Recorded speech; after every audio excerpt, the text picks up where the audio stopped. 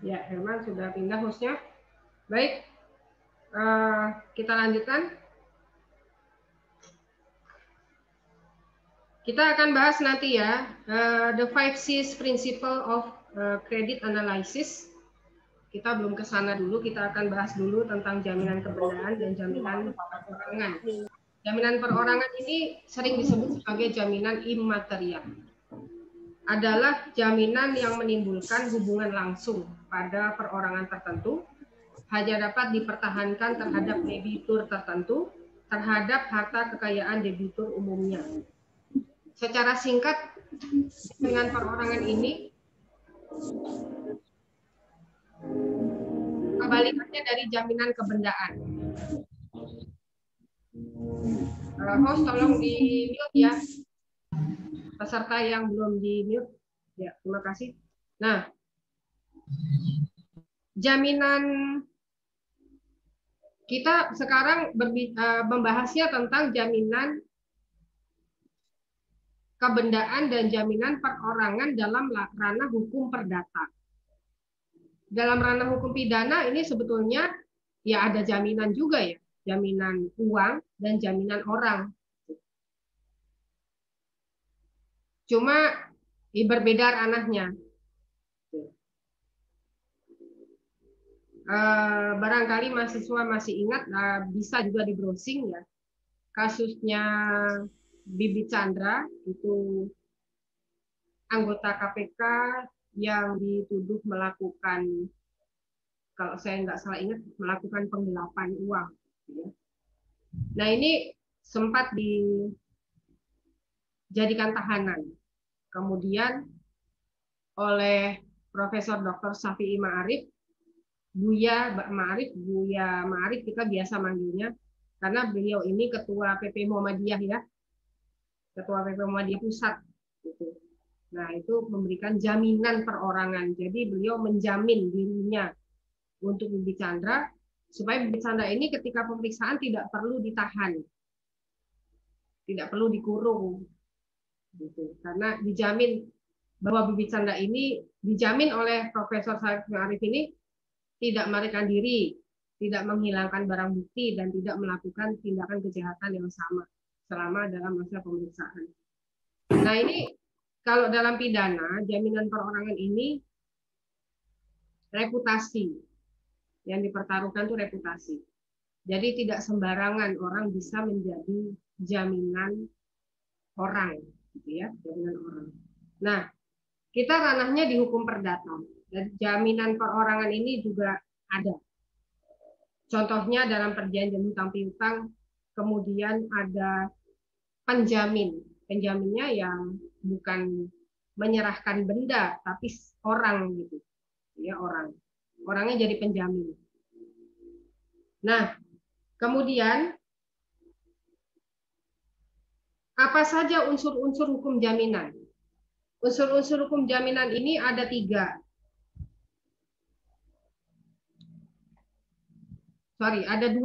Yang pertama adalah ketentuan hukum. Ketentuan hukum ini tertulis dan tidak tertulis. Nah, jaminan itu bisa juga tidak tertulis. Bisa. Bisa saja.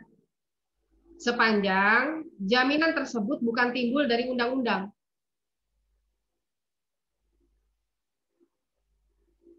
Ya.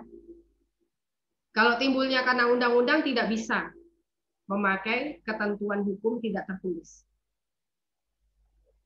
Nah, jadi dari ketentuan hukum ada tertulis, ada tidak tertulis.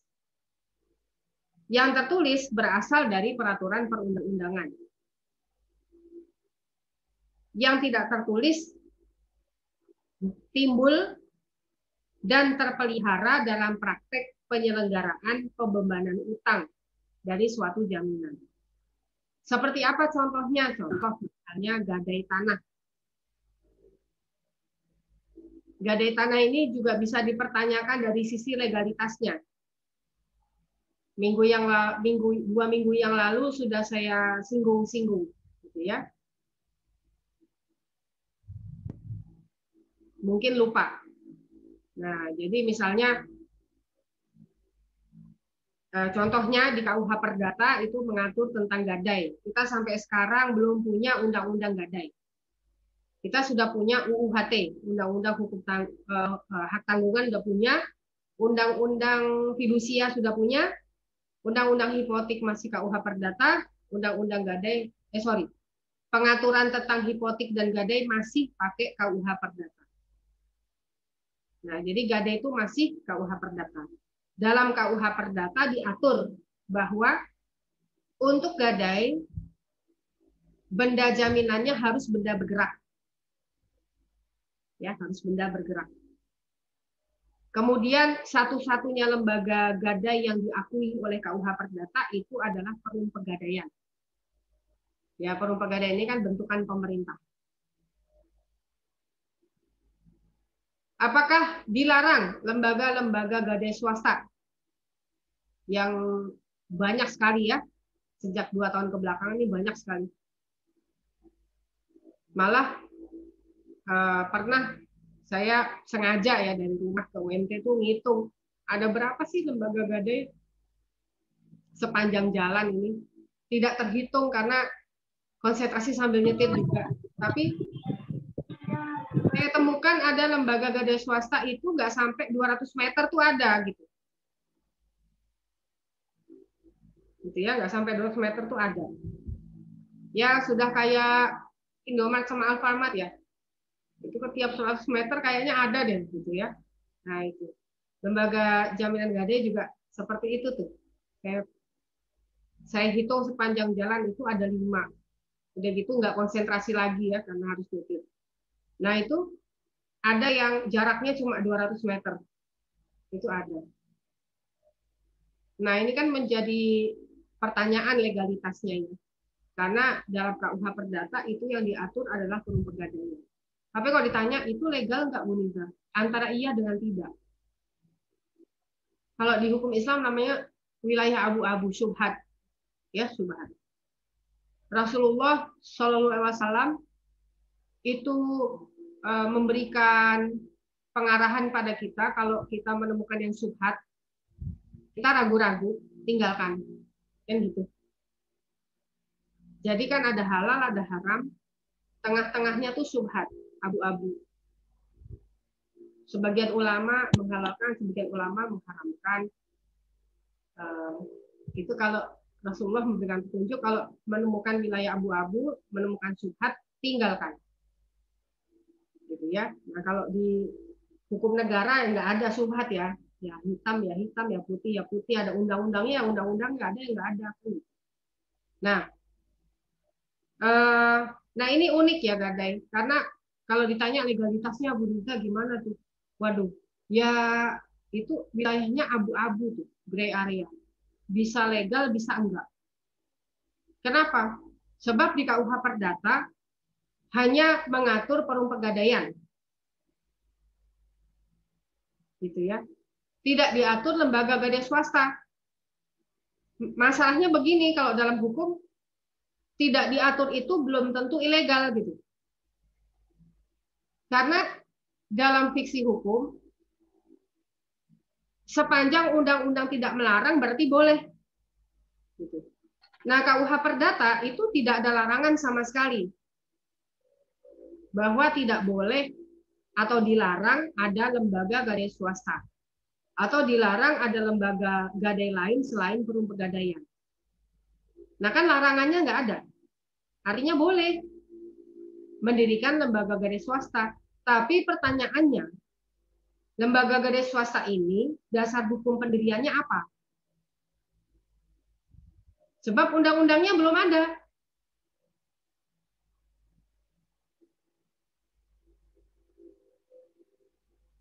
KUH Perdata Bu ngatur gadai, betul KUH Perdata ngatur gadai, tapi pengaturan yang di KUH Perdata itu khusus untuk perum pegadaian saja. Sama sekali tidak diatur di situ lembaga gadai selain perum pegadaian.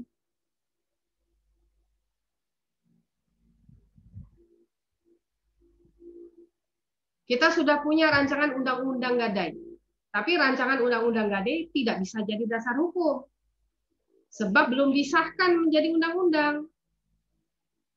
Nah, di rancangan undang-undang gadai itu diatur tentang pembentukan lembaga gadai swasta, tapi belum disahkan, jadi belum bisa jadi legalitasnya. Nah, itu ya. Nah, itu bisa jadi apa ya? Jadi ya mungkin bisa jadi ide membuat skripsi gitu ya. Nah, kemudian ya ini ketentuan hukum jaminan yang tidak tertulis itu biasanya timbul dari praktek jaminan yang ada di masyarakat pedesaan. Kalau di perkotaan udah nggak ada lagi, nggak mau orang bikin perjanjian utang piutang dengan jaminan benda tertentu tidak tertulis, nggak mau, ya tidak mau meskipun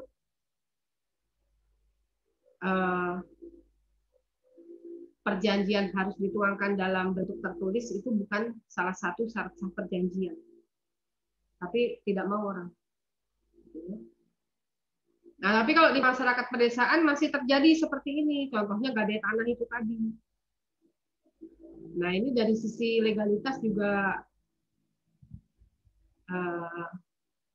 ya jadi permasalahan juga ya, tapi ini sudah dijadikan penelitian skripsi oleh mahasiswa Universitas Lampung kalau saya nggak salah, bukan UMT, itu udah jadi skripsinya mahasiswa. Legalitas kalau nggak salah judulnya itu aspek legalitas gadai tanah di desa Mojokerto apa ya, pokoknya desa di Jawa sana. Jadi di penelitian dia itu di Jawa itu masih banyak praktek-praktek gadai tanah. Nah, praktek gadai tanah di pedesaan itu tidak tertulis. Bayar pinjamannya dicicil juga nggak tertulis. Jadi sepenuhnya berasaskan kepercayaan saja. Nah, ini luar biasa nih orang desa ya. Orang desa ini kalau ya karena mungkin dari kecil sudah kenal ya, sudah tahu karakternya, bisa dipercaya atau bagaimana, sehingga ketika melakukan perjanjian hutang piutang pakai lisan aja, ya itu luar biasa. Ya nanti bisa di browsing skripsinya ya, sudah jadi skripsi, bisa di browsing bagaimana penelitiannya, hasil penelitiannya seperti apa, legal atau enggak. Nah, kemudian yang kedua, unsur hukum jaminan mengatur hubungan hukum antara pemberi jaminan dengan penerima jaminan. Pemberi jaminan itu disebut sebagai debitur. Penerima jaminan disebut sebagai kreditur. Pemberi jaminan atau debitur bisa tiga. Bisa orang perorangan, bisa badan hukum, bisa pemilik benda yang menjadi objek jaminan utang tertentu. Jadi yang bisa jadi debitur itu ada tiga, bisa orang perseorangan, bisa badan hukum, bisa pemilik benda yang menjadi objek jaminan utang tertentu. Penerima jaminan ini dua, orang perorangan dan badan hukum. Jadi bisa orang perorangan, bisa badan hukum.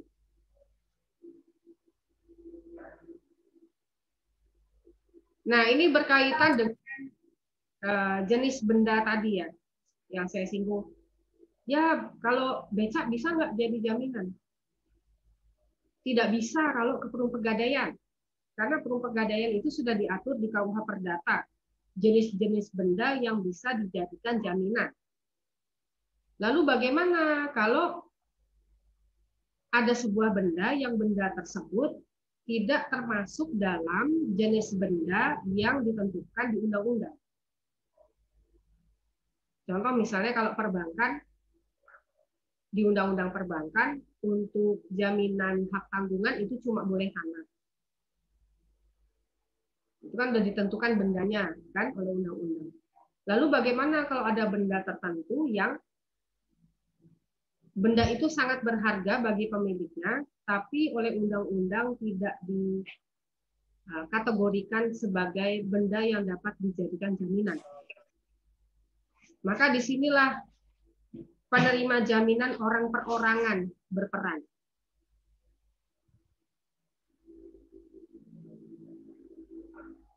Karena kalau yang penerima jaminan yang krediturnya berbadan hukum, dia tunduk sama undang-undang. Tapi kalau orang perorangan kan tidak tunduk sama undang-undang. Nggak diatur oleh undang-undang. Dia tunduk pada 1320. Syarat sah perjanjian, tunduknya di situ. Lalu becak ini bisa jadi jaminan? Bisa, asal krediturnya orang perorangan. Ya, kreditur orang perorangan, perjanjian hutang piutang dengan jaminannya itu memenuhi 1320. Sepakat, cakap bertindak hukum, hal tertentu, kausa yang halal. Ya, becak itu kan bukan benda yang terlarang dijadikan objek benda dalam perjanjian apapun kan. Nggak boleh jual beli becak, jual beli becak, hutang piutang dengan jaminan becak boleh-boleh aja. Ya, kalau narkoba ya nggak boleh jadi jaminan. Ya, bertentangan dengan kausa yang halal.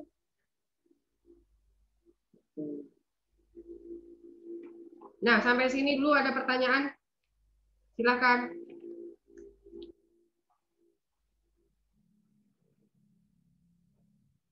Nggak ada.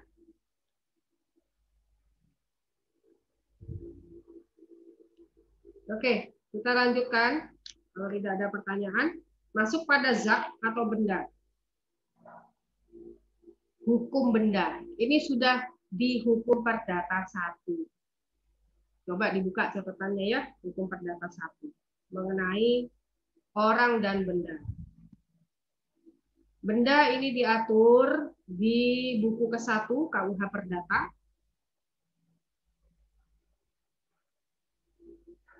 Pasal 503. 503 ini mengatur tentang benda berwujud dan benda tidak berwujud. Pasal 504 mengatur tentang benda tidak bergerak atau benda tetap dengan benda bergerak.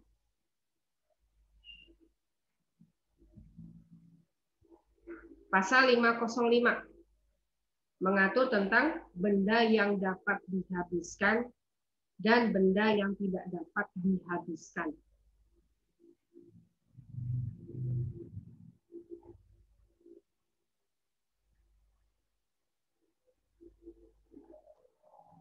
Selain itu, diatur juga benda yang sudah ada, benda yang baru akan ada, benda dalam perdagangan, benda di luar perdagangan, benda yang dapat dibagi, benda yang tidak dapat dibagi, benda yang dapat diganti, benda yang tidak dapat diganti. Tapi kita fokusnya pada klasifikasi benda yang dapat dijadikan jaminan di Indonesia.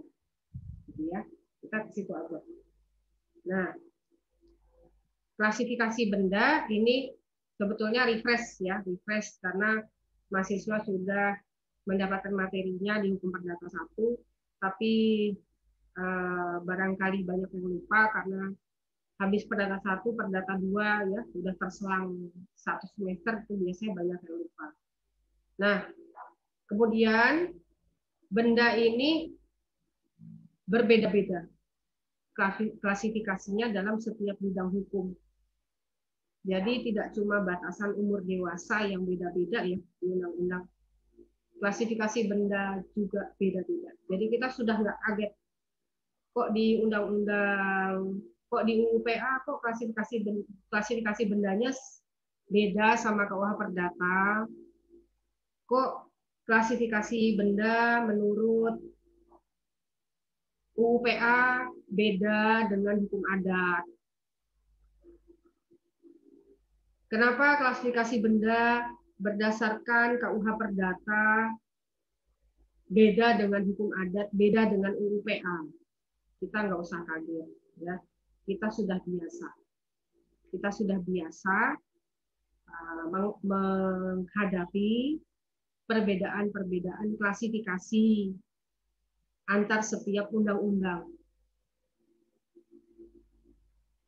Ya. Nah, kalau dalam hukum adat, benda itu cuma ada dua jenis. Benda tanah dan benda lain selain tanah. Cuma dua itu doang. Kalau di UU PA, benda itu ada dua. Benda tanah tidak terdaftar, benda tanah terdaftar.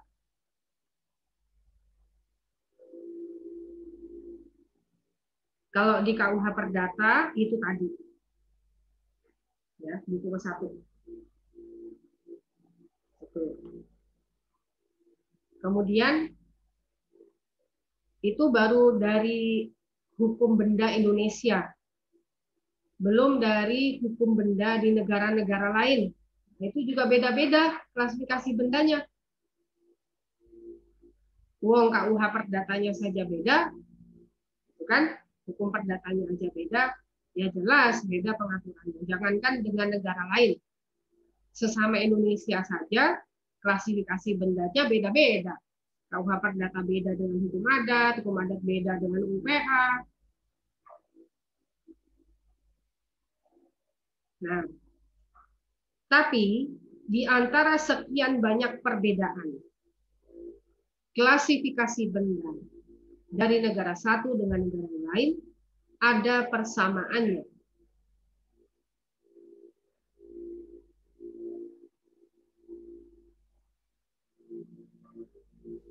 Persamaannya pada benda tetap. Semua negara mengatur tentang benda tetap. Persamaan yang lain adalah benda bergerak.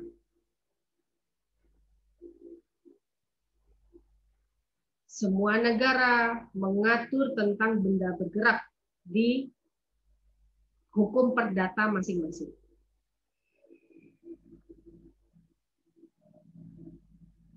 Persamaan yang lain, benda terdaftar.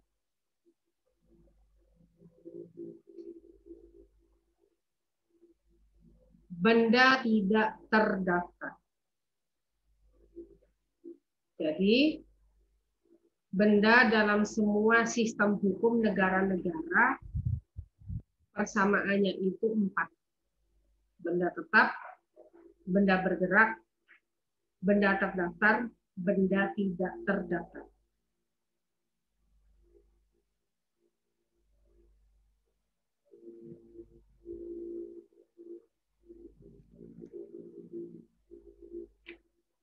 Nah, kenapa kita harus mengetahui ya, perbedaan-perbedaan ini? Sebab sangat besar kemungkinannya itu tadi dalam hubungan hukum yang perjanjian pokoknya hutang piutang dengan benda jaminan sebagai perjanjian tambahan, sangat besar kemungkinannya antara debitur dengan kreditur dan objek jaminan berbeda wilayah negara.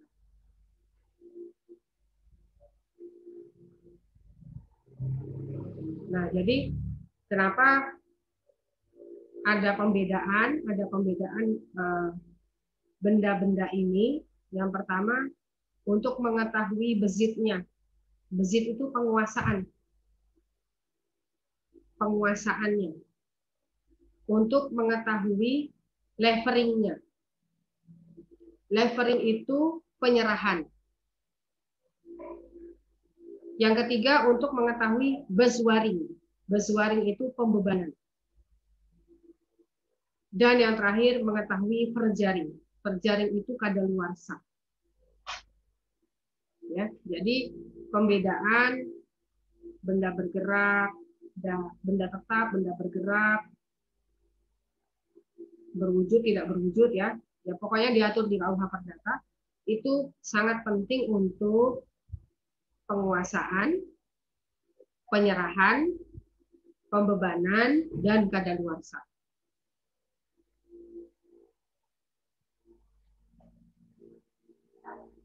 Kadaluarsa setiap benda beda-beda ya kalau di KUH Perdata. Nah, sampai sini ada pertanyaan, masih ada 15 menit. Silakan.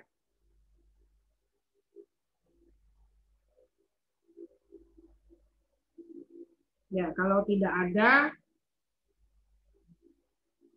saya akhiri perkuliahan hari ini dengan mengucapkan hamdalah, alhamdulillahirabbil alamin. Jangan lupa ketua kelas absennya di kelas masing-masing, ya jangan digabung. Sampai jumpa lagi di minggu depan, insya Allah pada hari dan jam yang sama. Mohon maaf atas segala kekhilafan dan kealpaan. Nasrun minallah wa fasun qorib wa basiril mu'minin. Fastabiqul khairat. Wassalamualaikum warahmatullahi wabarakatuh. Waalaikumsalam warahmatullahi wabarakatuh. Nah, Terima kasih Bu. sama-sama. Ini pas banget nih ya. 10 menit lagi. Oke, Bu. Sama-sama. Terima kasih Bu. Sama-sama. Ya, terima kasih semuanya. Saya izin leave meeting.